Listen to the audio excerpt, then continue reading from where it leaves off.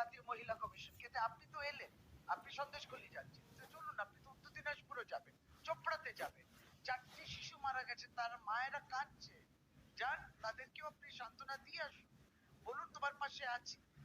আপনি মধ্যপ্রদেশেও যাবেন, অন্তঃসত্ত্বা মহিলা, তাকে রেপ করেছে, ধর্ষণ করেছে, কিছু গণধর্ষণ করেছে, এবং তারপর জানানোর চেষ্টা করেছে। তো মধ্যপ্রদেশ গভর্নমেন্ট এর মধ্যে কিছু করেছে? কোনো পদক্ষেপ নিয়েছে? জাতীয় মহিলা কমিশন পৌঁছেছে? জাতীয় শিশু সুরক্ষা কমিশন পৌঁছেছে?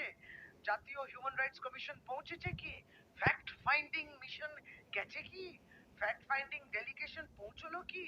এই এতগুলো, রেখা শর্মা এখানে এসছেন, আপনি অনেক কথা বলছেন, কিন্তু আপনি উত্তর দিনাজপুরও যাচ্ছেন না, যেখানে বিএসএফ গাফিলতিতে শিশু মৃত্যু হলো, সেখানে মায়েদের কাছে পৌঁছচ্ছেন না। আপনি মধ্যপ্রদেশও যাবেন না, আপনি মণিপুর তো ছেড়ে দিন, গেলেনই না।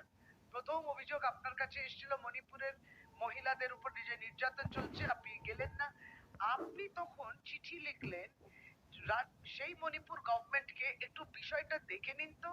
আর আজকে সন্দেশখালীতে দাঁড়িয়ে আপনি বলছেন আমি দিল্লি ফিরে গিয়ে মহামান্য রাষ্ট্রপতিকে অনুরোধ করব রাষ্ট্রপতি শাসনের জন্য। বাহ, আপনার অধিকার কত দূর অব্দি যায়?